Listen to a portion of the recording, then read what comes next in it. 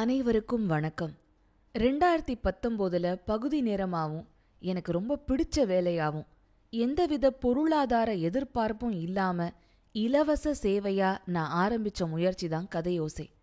அப்படி எளிமையா நான் தொடங்கின அந்த பணிதான் இன்னைக்கு என்ன ஒரு முழு நேர ஒலி புத்தக குரல் கலைஞராகவும், பாட்காஸ்ட் தயாரிப்பாளராகவும், ஆலோசகராகவும், ஒலி நாடக இயக்குனராகவும் உயர்த்தியிருக்கு. உலகத்தோட எல்லா மூலையிலையும் ஒலி புத்தகங்களை கேட்டு ரசிக்கிற தமிழர்களோட நேசத்துக்கு உரியவளாவும் என்ன ஆக்கியிருக்கு. இதுக்கு காரணமா இருக்கிற உங்க எல்லாருக்கும் என் மனமார்ந்த நன்றிகள்.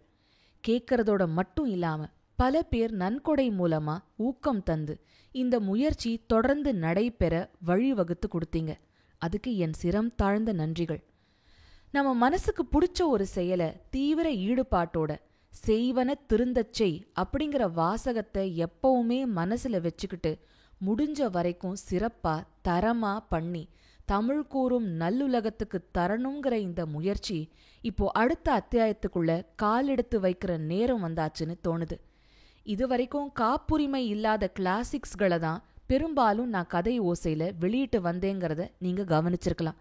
காரணம், எனக்கு இந்த முயற்சி மூலமா வர வருமானம் பெருசா இல்லாததுனால வேற படைப்புகளை கொண்டு வர தயக்கமாவே இருந்துச்சு. ஆனா காப்புரிமைக்குள்ள வர வேற பல அருமையான தமிழ் படைப்புகளையும் கேட்க பல ரசிகர்களும் ஆசைப்பட்டு என்கிட்ட மின்னஞ்சல் மூலமாவும் சோஷியல் மீடியா மெசேஜஸ்லயும் கேட்டிருக்காங்க.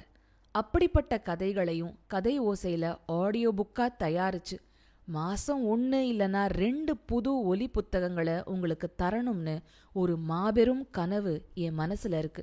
அதை பண்ணணும்னா முழுக்க முழுக்க இலவசமா கொடுக்கறது ஒரு சவாலா ஆயிடுது. எழுத்தாளருக்கோ பதிப்பகத்துக்கோ சரியான முறையில ராயல்டி தொகையை கொடுத்துத்தான் இதை செய்யணும். அதுதான் அவங்க படைப்புக்கு நம்ம செலுத்துற மரியாதை. உங்களோட சரியான ஆதரவு மட்டும் இருந்துச்சுன்னா இந்த பணியை தொடர்ந்து செய்ய முடியும்னு ஒரு வலுவான நம்பிக்கையும் எனக்கு இருக்கு.